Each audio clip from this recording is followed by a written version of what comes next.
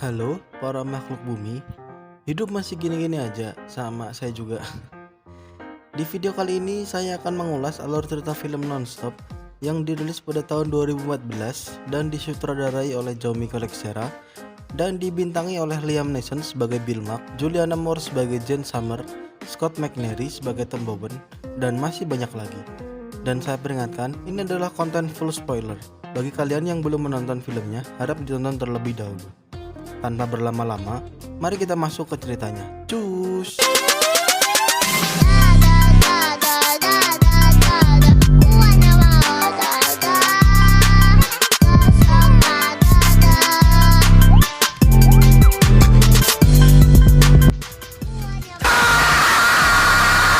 Di awal film, kita sedang diperlihatkan seseorang yang sedang udut santuy.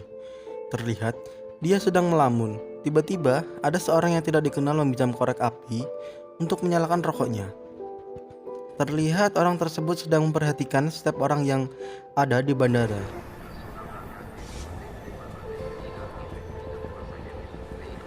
Siapakah dia? Dan sedang mencari apakah dia? Entahlah, hanya Kang Cilok dan Yang Lek yang tahu. Scene berpindah di sebuah pesawat, dan terlihat ada seorang penumpang yang sedang lagi mantap-mantap di belakangnya. Karena dia juga pengen dan tidak ada lawan mainnya, dia memutuskan untuk kamar mandi untuk udut. Ya. Ternyata dia adalah seorang polisi tidur. Maksudnya polisi udara atau yang sering disebut dengan marsekal. Pria tersebut sedang ditugaskan dalam suatu penerbangan di sebuah pesawat. Saat kembali ke tempat duduk, tiba-tiba si polisi udara ini, kita sebut saja namanya Marsekal Gembil, mendapat pesan singkat dari seseorang yang tidak dikenal. Dan setelah itu, dia mulai mencari tahu orang tersebut. Dan ternyata orang tersebut adalah seorang penumpang yang ingin membajak pesawat dan dia mengancam si Gembil untuk memberikan uang 150 juta dolar. Wah, 150 juta dolar. Jika tidak diberikan, maka dia akan membunuh para penumpang setiap 20 menit sekali. Mam.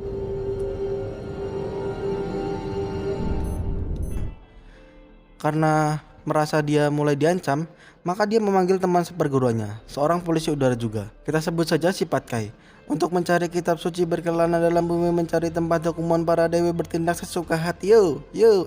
Kembali ke film. Setelah diberitahu SMS ancaman tersebut, si Patkai ini tidak menganggap ancaman itu serius. Dan dia malah berkata, "Udahlah Bill, itu paling SMS orang iseng. Mamah minta pulsa." Anjay, emang ini si Patkai. I say no way, it's bullshit. Any threat to an aircraft requires immediate landing. Sebagai seorang polisi yang baik hati dan rajin menabung dan tidak sombong, maka si Marsekal Gembil mulai mencari pembajak pesawat tersebut. How do we validate the threat? We can't. Dengan dibantu dua teman perempuannya, sebut saja namanya Mawar dan Hitam, dia mulai mencari tahu siapakah pelakunya. Dan saat sedang mencari pelakunya, tiba-tiba dia melihat pergerakan teman seperguruannya, yaitu si Patkai, yang sangat mencurigakan. Dan dia mulai mengikutinya. Saat tiba di kamar mandi, terjadilah adu bacot antara Gembil dan Patkai. Si Marsekal Gembil mengira bahwa si Marsekal Patkai lah pelakunya, dan Bill meminta HP Patkai untuk diperiksa, dan Patkai pun menolaknya.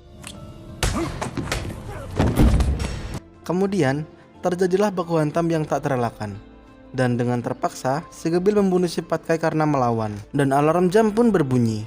Alamak, mas, baru aja syuting, udah mati aja si Patkai ini. Saat Gembil ingin kembali ke tempat duduknya, tiba-tiba terdengar bunyi SMS. Dan ternyata bunyi SMS tersebut dari pelaku pembajak pesawat. Di sini si Marsekal Gembil telah dijebak oleh pelakunya agar dia mencurigai si Patkai. Dan Gembil pun benar-benar mencurigainya dan akhirnya membunuh si Patkai karena melawan. Skenario yang sangat sempurna. Pertanyaannya, kenapa si Patkai melawan kalau dia bukan pelakunya? Entahlah, hanya Babak Bigo Live yang tahu. Sesaat kemudian, Gembil mulai memeriksa HP si Patkai. Dan ternyata terdapat pesan singkat yang menunjukkan bahwa si Patkai ini telah menyelundupkan barang-barang haram sejenis marijuana atau sabu-sabu di kopernya. Dan diketahui oleh si pembajak pesawat tersebut. Ternyata alasan si Patkai ini melawan Gembil karena takut ketahuan kalau dia telah menyelundupkan sabu-sabu. Kemudian Gembil mulai memeriksa isi tas koper si Patkai dan ternyata benar ditemukan sabu-sabu.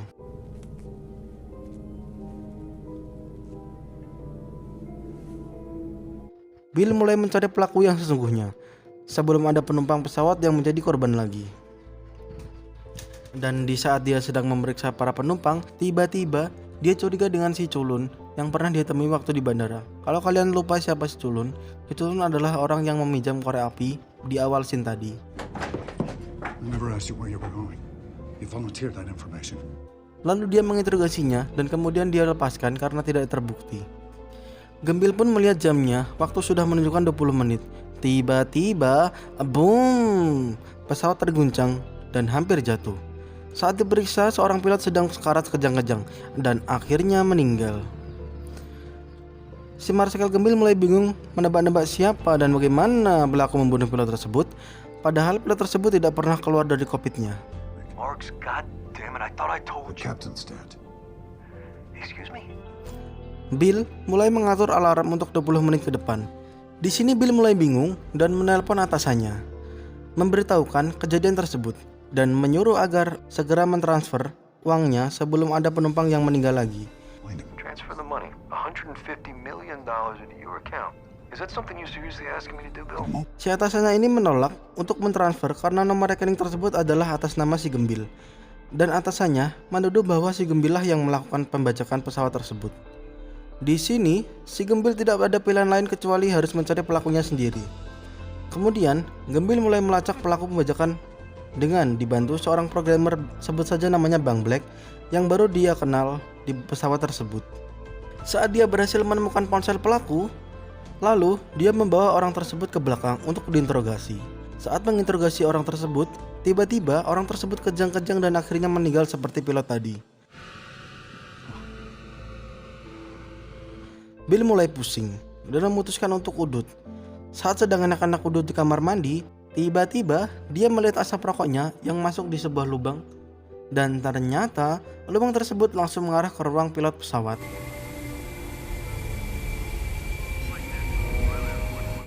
Di sini, Bill mulai curiga dan memeriksa korban sebelumnya. Dan ternyata dia menemukan jarum yang tertancap di dalam tubuh si korban.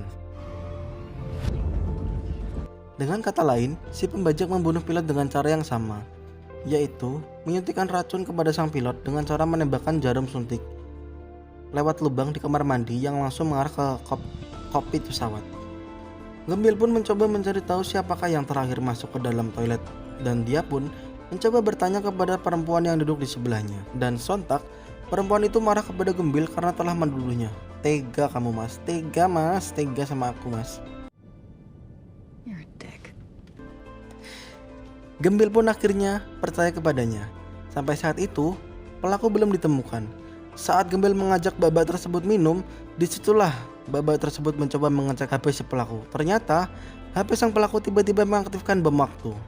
Yang berarti, di pesawat tersebut terdapat sebuah bom yang akan meledak dalam 30 menit ke depan. Di sini, Bill harus menemukan pelaku sekaligus bom tersebut sebelum bomnya meledak. Dan di saat itu, di luar pesawat, media sedang beritakan telah terjadi pembajakan pesawat yang telah dilakukan oleh seorang polisi udara, yaitu si Marsikal Gembil sendiri. Dan para penumpang mendengarkan berita tersebut. Dengan kata lain, si Gembil ini dituduh yang telah membajak pesawat dan meminta tebusan sebesar $150 juta. Di saat Gembil mulai menemukan bom tersebut, para penumpang mulai melakukan konspirasi. Wah, konspirasi kah? Udah kayak Liga Global. Para penumpang melakukan konspirasi untuk menangkap si Gembil, dan terjadilah baku hantam antara si Gembil dan para penumpang. Akhirnya, Gembil pun bisa ditangkap oleh para penumpang.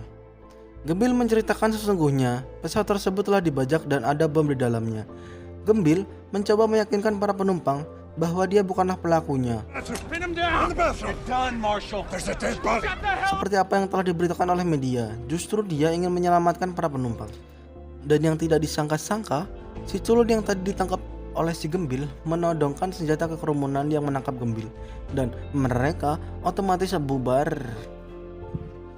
Dan akhirnya Gembil bisa meyakinkan para penumpang bahwa dia bukanlah pelakunya, dan kemudian para penumpang membantu untuk mengamankan bom tersebut dengan cara menaruh bom di ekor pesawat dengan menutupinya dengan koper-koper para penumpang untuk meminimalisir terjadinya ledakan besar di pesawat. Bill pun harus meminta pilot untuk merendahkan pesawat di 8.000 kaki karena kalau tidak pesawat akan hancur berkeping-keping akibat ledakan. Nah, seperti hati kalian yang hancur pernah ditinggal nikah atau diselingkuhi. Mamam. Ice! There is a bomb on this plane. We have to descend to 8,000 feet. Lanjut, permasalahannya adalah pesawat tersebut sedang dikawal 2 pesawat jet tempur pemerintah dan kopilot tidak diperbolehkan untuk menurunkan ketinggian pesawat. Di sini, Gembil masih dianggap oleh pemerintah bahwa Gembil lah orang yang membajak pesawat tersebut. Lalu, atasan dari Marsikal Gembil menelpon pesawat tersebut untuk memberitahukan bahwa uang 150 juta dolar sudah ditransfer ke rekening pelaku. Gembil pun mendengarkan percakapan itu ke semua penumpang. If you transferred the money, prove it. You want proof? Here's your proof. $150 million was transferred to account CH 1,023,000A10982. Confirmation code R48940. Kemudian, di saat Gembil mulai menyadari pelaku sesungguhnya lewat video yang direkam oleh salah satu penumpang, dan ternyata pelakunya adalah si culun yang berkacamata yang dibantu oleh Bang Black, seorang programmer yang membantu Bill melacak HP si pembajak. Bill? Ready, go!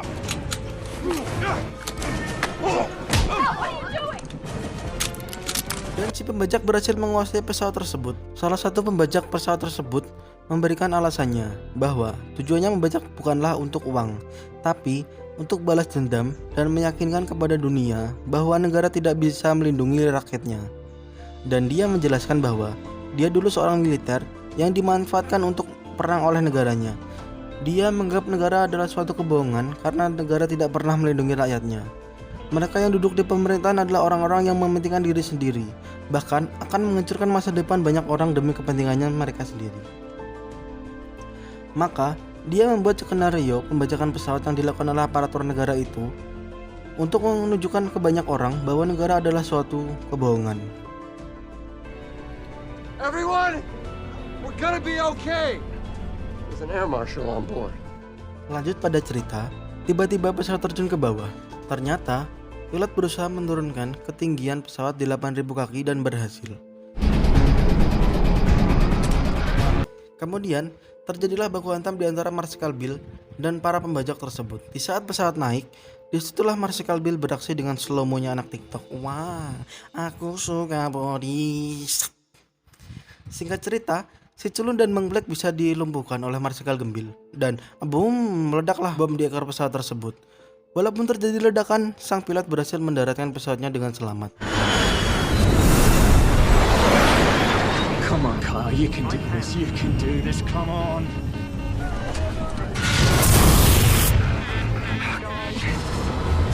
A little longer, come on!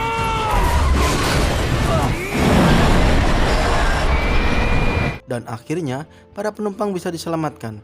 Media yang awalnya memberitahukan bahwa sang Marsikal Gembil lah yang melakukan pembajakan, ternyata salah. Di akhir film, terlihat Gembil dan mbak-mbak yang ada di pesawat tersebut mengobrol untuk berwisata di negara itu. Apakah mereka akan melakukan pengancrotan? Mana saya tahu, saya kan ikan. Wah, ending yang sangat mengencrotkan. Bukan ding, itu punya Bang Eki7. Maaf bang, maaf.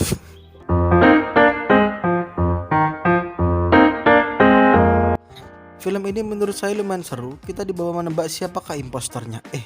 Maksudnya apa membajaknya. Film ini sendiri mendapat rating 6,9 di IMDb. Oke, sekian review film kali ini. Jika kalian suka, jangan lupa subscribe untuk support kalian yang sangat membantu untuk channel kami dan membantu untuk membeli kopi. Wah.